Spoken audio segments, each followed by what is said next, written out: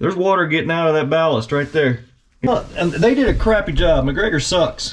What's up, guys? In this video, we strip down the boat and take you on a little walkthrough of the MacGregor 26x. We'll be looking into every little hole and hidden location to give you a good feel for the boat. We will also point out all of the problems with this particular boat along the way, including the shoddy glasswork from the factory and the ballast system. If you are considering purchasing a MacGregor or are just a huge MacGregor fan, this video may be very helpful. All comments, suggestions, and ideas are very welcome and appreciated, so hit us up! If you do find this video helpful in any way, please give it a like. Your big thumb helps the channel more than you can imagine, so feel free to use it.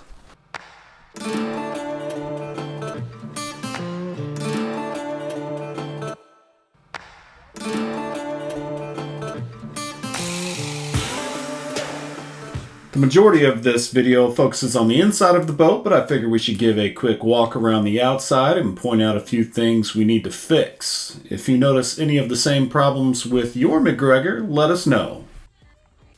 So here we just have a little damage from where it was tied to the dock for who knows how long, just kind of cosmetic. Should be easy enough to fix, right?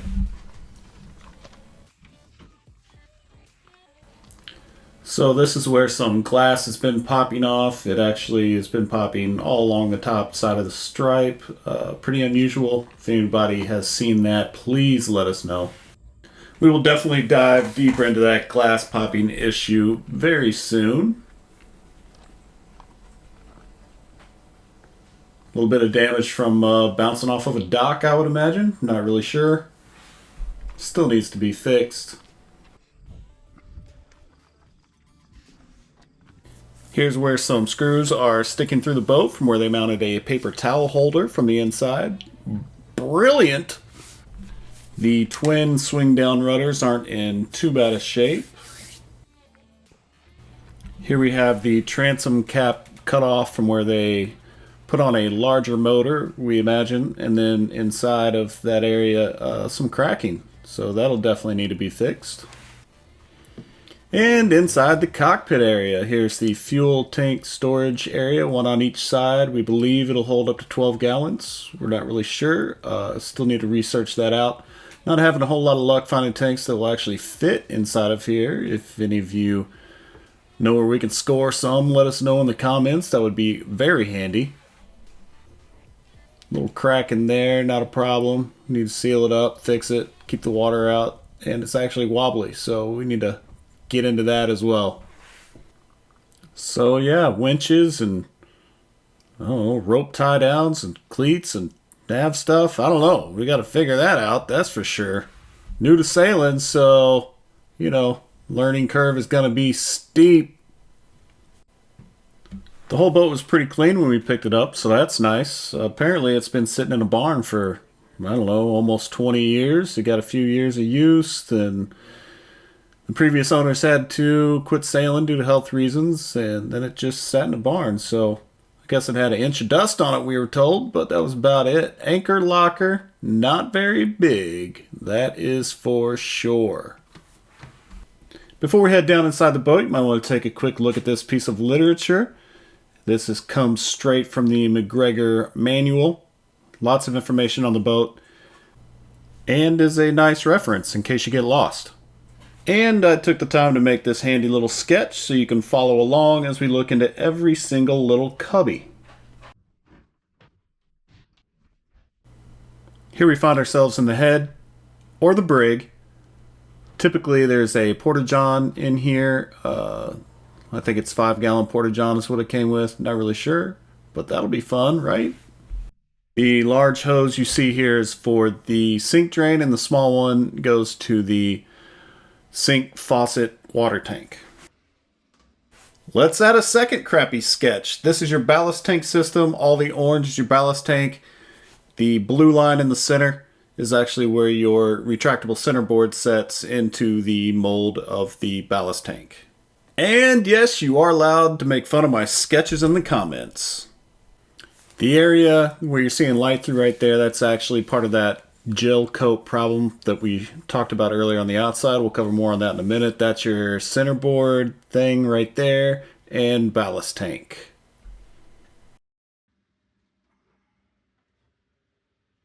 And you will notice that one of MacGregor's themes is unfinished glass. Pretty much all over the boat, bubbles in the glass, just nasty, glassy stuff everywhere. It's hard on the hands. Cool. Thanks, MacGregor. Thanks for coming out. This area is under the floor of the dinette.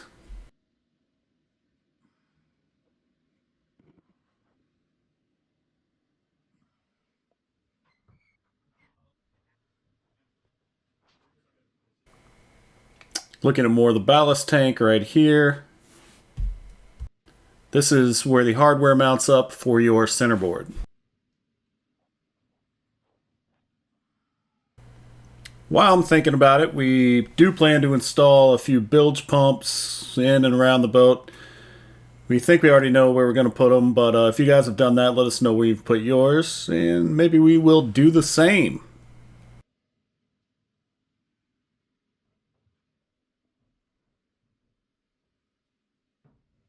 Couple of things to look at here. This is the wall that holds your safety foam in the nose of the boat, and this is the drain that lets water out of that area.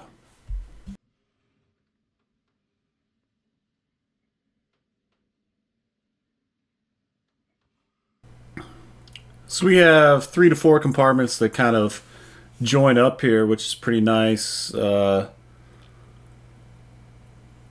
Huge area for supplies, food, sails, whatever you want to put down there, really.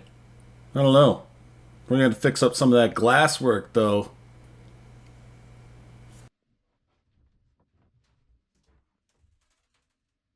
Here's the nose of the boat. Typically, this compartment is filled with safety foam. However, we took all of ours out because mice had gotten in it and shredded it. We're thinking we may not even really need it, but we're going to fill it with like bumpers and life jackets and all kinds of other things that you need on a boat that is floatable. What do you guys think about that idea? This whole drop-down area is also filled with safety foam and is right under the anchor locker.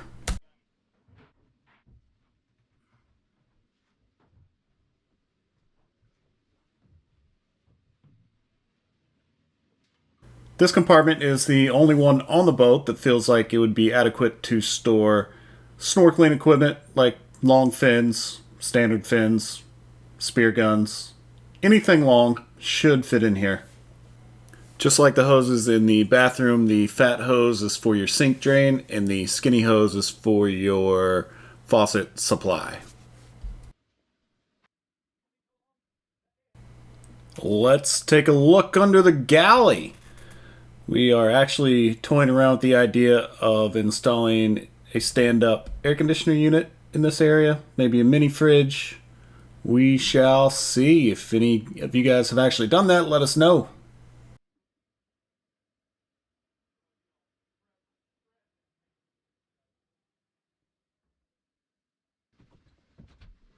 Welcome to the battery compartment. This boat typically carries 2 batteries in this area, your motor battery and your house battery or whatever those things are called, but we're going to figure out somewhere, somehow, some way to put more batteries for sure.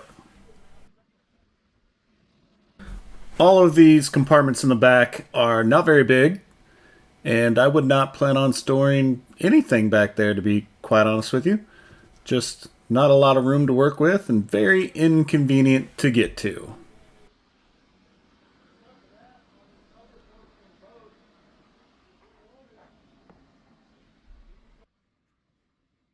This hose drains the back of the transom.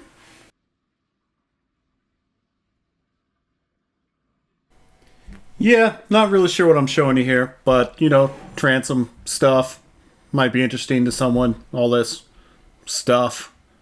I don't know. Helps you know what you're getting into, I guess, right?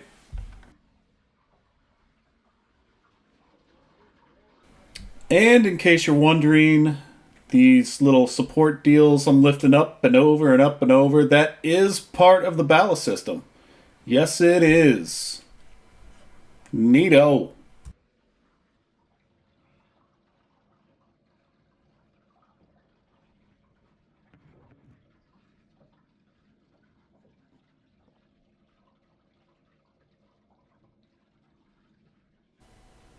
And that's it for all the little cubbies and holes and secret hidey spots.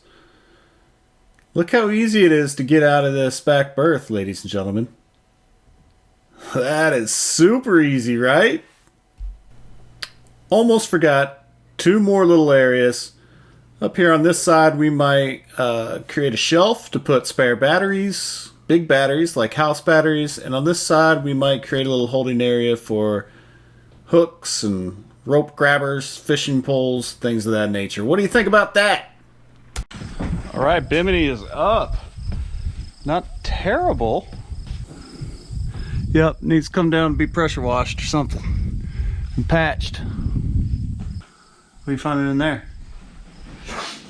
Well, I promised you we were going to give our very unprofessional opinion on the crappy glasswork of the MacGregor 26x. So let's just do that.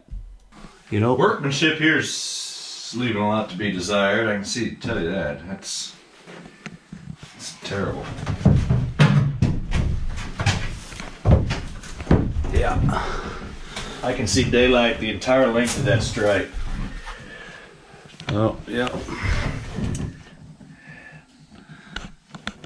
That's gonna have to be sent to Uncle Terry, so we need to make a video of that specifically. We're thinking that's not a scratch, but just a failure in the outside gel coat to match up with the colors, or what? I believe the original gel coat was sprayed into the mold when they were making the boat, and the 2 color matches are separating, the white and the black. So therefore it's cracking and letting daylight in, just the gel coat. The fiberglass itself is not cracked, it's just the exterior gel coat. You can see here though, obviously here you can see a lot of daylight coming through. So on the exterior, which we'll show in a minute, that's the width of the black stripe. This is the top of the black stripe. I can see daylight where the black and the white meet up all the way back. The entire length of that black stripe, we don't have to show it, but we can see it up further in the bow of the boat as well, I believe. The top of it, yeah. Okay.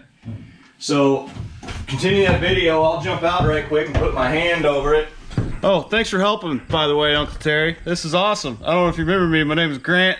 Yeah, well, right in there. I can see it really good. Okay. That's solely on black stripe. Forward 1 inch. There. His finger is completely in the middle of the black stripe right there. So, this is the top. Top. This is the top of the black stripe. Top of the black stripe. Yep. Finger is now above the black stripe in the white gel coat. Can you see it? Nope. Okay. That black stripe is translucent for some reason. Yeah. Black stripe is translucent. Alright, so this is the area that you were having me work in right here. So I traced this scratch with my finger. I traced down the middle of the black stripe with my finger up to approximately here where you said it was really visible. Yep. Okay. This is the top of the black stripe I'm referring to, and that's that white, or that's that well lit line on the inside of the hull, is that line right there all the way to the back, the best I can tell, and all the way to the front as best I can tell. If you notice here, gel coat's popping right there. There's a huge daylight area right there on that on the inside, as well as right here. It's popping right there where they meet up. What I find strange is there's so much translucent action going on behind that black stripe. So is the light actually going through the black stripe, or is it like a prism and coming in certain areas and working its way up through the fiberglass resin? I don't know. So I don't know whether we should sand the black stripe off, re-gel coat it, bring our copper coat on up to that, past that line for cosmetic purposes. What? course, then we've got the gouge underneath that we need to look at as well. This is nothing more than an air bubble that was trapped from the factory underneath the gel coat, between the gel coat and the fiberglass. That's what this is right here. That's the original gel coat. You can obviously tell, I'm sorry, this is the original fiberglass right here. You can obviously tell that there was air trapped between the fiberglass and the gel coat, which is extremely thin. MacGregor did not do a very good job of putting gel coat on these boats. That is really, for all I know, this is some sort of enamel. I'm not even 100% sure this is gel coat. Easily finding air pockets underneath the gel coat. So we're gonna have to take all this copper coat off the bottom of this boat, inspect everything really well, and make repairs. Look at there. Look at there. Blisters. We got work to do on a boat. Neato. And I'm pretty sure if we went and bought another MacGregor, it'd be the same way. Probably, yeah. Only a lot more money. What we're doing right now is filling up the ballast tank before we get it in the shop, because we want to make sure that there's no leaks between the ballast tank and the hull of the boat. Because if you look in the valve to the ballast tank, you can kind of see fiberglass on bottom, and kind of looks like the top of the ballast tank is plastic. So maybe they mold the whole hole and put a plastic piece on top and then glass it in. Can't really tell. Don't know at this point, but that's the theory. So we're filling the ballast tank with water and waiting to see if it leaks anywhere. A little bit of bad news. What we got? Water coming out of a pinhole right there from the ballast tank. Great. So the water's coming out here out of this pinhole. This is the wall for the keel. That's not ballast. It shouldn't even be over here. So we're thinking that this is ballast. Water's got to be following a So path. it must be coming behind this glass somewhere to get there. Unless it's coming from under here, or who knows, but it has to get here somehow. Same thing. It's leaking right here as well. Damn it. See all, and they did a crappy job. MacGregor sucks. I'm ready to get a new boat. See this, all that air line right in there? Mm-hmm. They did not roll anything out well. There's water getting out of that ballast right there. It's coming, it's starting up right there. I bet if I took my pocket knife and poked at it, we'd have a geyser. It could be coming from just about anywhere and following all those air pockets that the factory left in the fiberglass. Anywhere there's air pockets, that's where you have problems. Everybody knows that with fiberglass. MacGregor doesn't, though, apparently. Thanks, MacGregor.